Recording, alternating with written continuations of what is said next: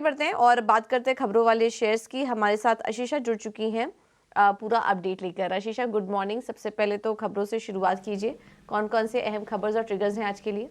जी हाँ, सबसे पहले जो कल ब्लॉक डील्स हुई थी उसकी बात करेंगे तो वेदांता और येस बैंक ये दो काउंटर्स हैं जहां कल ब्लॉक डील हुई थी। उसमें वेदांता में प्रमोटर्स ने करीब करीब 1.8% स्टेक बेचा है कंपनी से। 1737 करोड़ की ये टोटल डील थी। याद रखें, वेदांता रिसोर्सेज जो वेदांता लिमिटेड की पेरेंट कंपनी है वहां पर काफ़ी डेट कंसर्न्स है। प्रोबेबली डेट रीपेमेंट के लिए ये ट्रांजैक्शन किया गया होगा। तो 1.8% प्रमोटर्स ने वेदांता लिमिटेड से बेचा है। इसके अलावा येस बैंक पर भी स्ट्रीट की नजर रहेगी ब्लॉक डील के चलते, जहां मॉर्गन स्टैनली ने करीब करीब 30 करोड़ शेयर्स कल बल्क डील के द्वारा खरीदे, तो इस पर भी अपनी नजर रखें। इसके अलावा जैगल प्रीपेड की बात करते हैं तो कंपनी को नया ऑर्डर मिला है क्वेस कॉर्प से। करीब करीब 10 करोड़ पर एनम का कॉन्ट्रैक्ट साइज है, तो ऑर्डर आया जिसके चलते जैगल प्रीपेड पर भी अपनी नजर रखें।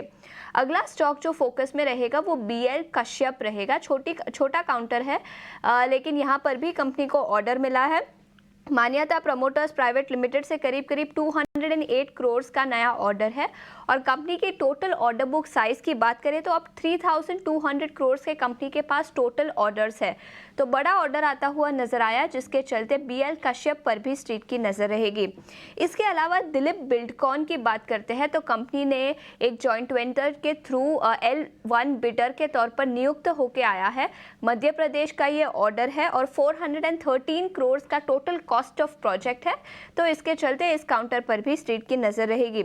इसके अलावा फुत्सी रीजिक की बात करते हैं तो आज अनाउंसमेंट आता हुआ नजर आएगा जो मार्च 15 से इफेक्टिव होगा। एनालिस्ट का मानना है कि HDFC bank, Suzlon, KPIT tech, Fortis और फिनिक्स मिल ये कुछ काउंटर्स हैं जहां पर इनफ्लोस देखने को मिल सकते हैं, तो इस न्यूज फ्लो के चलते इन पांचों ही काउंटर्स पर भी स्ट्रीट की नजर रहेगी। इसके अलावा गुजरात गैस की बात करते हैं। उसके नतीजे कुछ दिन पहले आए थे और कल मैनेजमेंट ने कॉल किया, जहां मैनेजमेंट का मानना है कि रेड सी इश्यू के चलते एक्सपोर्ट्स पर इम्पैक्ट देखने को मिल रहा है। उसके साथ साथ उन्होंने गाइडेंस भी दी है। उनका मानना है कि EBITDA 4.5 से 5.5 पर SCM पर रह सकता है और साथ ही साथ वॉल्यूम्स 8 to 10% का ग्रोथ रिपोर्ट कर सकते हैं ईयर ऑन ईयर बेसिस पर। लेकिन थोड़ी सी मैनेजमेंट की कॉमेंट्री म्यूटेड है। उनका मानना है कि वॉल्यूम्स पर रेड सी के चलते इम्पैक्ट देखने को मिल सकता है और उसके चलते एक्सपोर्ट्स पे इम्पैक्ट हो सकते हैं, तो गुजरात गैस पर भी मैनेजमेंट कमेंट्री के चलते स्ट्रीट की नजर रहेगी। बहुत बहुत शुक्रिया आशीषा आपका ये सारी जानकारी देने के लिए।